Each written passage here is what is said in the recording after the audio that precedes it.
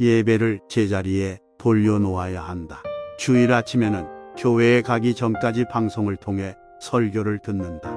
말씀을 통한 은혜를 받고 싶어서이다. 그런데 어느 주일 한 채널에서 대형교회 어느 목사가 이런 말을 하는 것이다.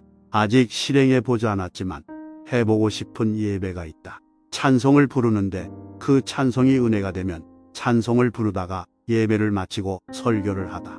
오늘 설교가 은혜가 된다고 생각되면 설교만 하다가 예배를 마치고 싶다. 거기까지가 그의 설교를 듣는 것에 마침표가 되었다. 도대체 예배를 어떻게 생각하고 이해하고 있는 것인가?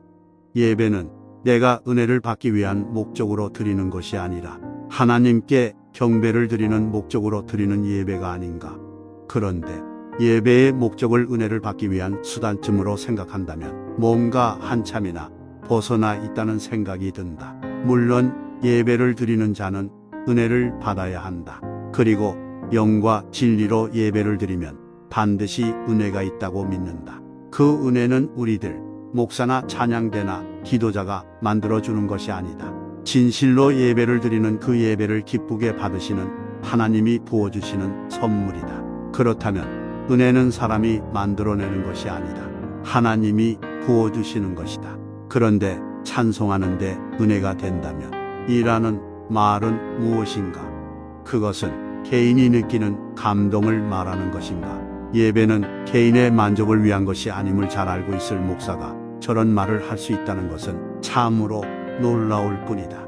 신약에서는 예배의 요소들을 가르치고 있고 그 요소를 기본으로 예배 순서가 짜였음은 주지의 사실이다. 성경이 가르치는 예배의 요소는 성경 낭독, 기도, 찬송, 고백, 가르침, 세례와 성찬 예시, 연복, 축도 등이다. 2월 5일 자 국민일보 기사에 모여자 목사의 별세 소식이 떴다. 그는 동성애자, 인권 옹호와 퀴어 신학을 주장하고 사회운동에 앞장섰던 목사인데 지난 3일 향년 55세로 별세했다는 것이다.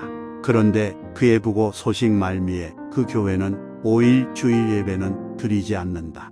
며 목사와 유가족, 목사를 그리워하는 모두를 위한 기도로 대체한다. 고 밝혔다는 것이다. 아무리 담임 목사가 죽었다고 하더라도 하나님께 예배드리지 않기로 결정할 수 있을까? 그 목사와 유가족, 목사를 그리워하는 모두를 위한 기도로 예배를 대체한다. 도대체 예배를 누구를 위한 것으로 대체할 수 있는 것인가? 또 어떤 이는 예배 시간에 박수치는 것을 권장하면서 특별히 찬양대의 찬양이 끝나면 박수를 치자고 말한다. 모두가 기도 끝나면 아멘 하듯이 설교 끝나면 아멘 하고 찬양이 끝나도 아멘 하는 것은 아주 자연스럽게 받아들여져 왔다. 좀 더 나아가 찬양이 끝나면 하나님께 영광을 올립시다라면서 함께 박수하는 것까지는 이해할 수 있다. 그런데 그게 아니다. 수고한 찬양대에 박수를 보내자는 것이다. 이건 아니지 않는가?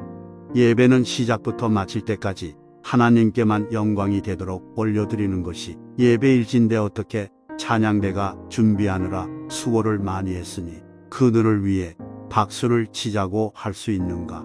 그렇게 박수를 치자고 한다면 설교 준비하느라 수고한 목사에게도 박수를 해야 한다고 주장해야 할 수 있지 않겠는가?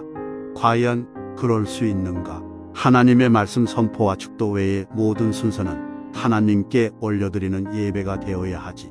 사람들의 축제이거나 사람들의 만족을 위한 쇼가 되어서는 안 될 것이다.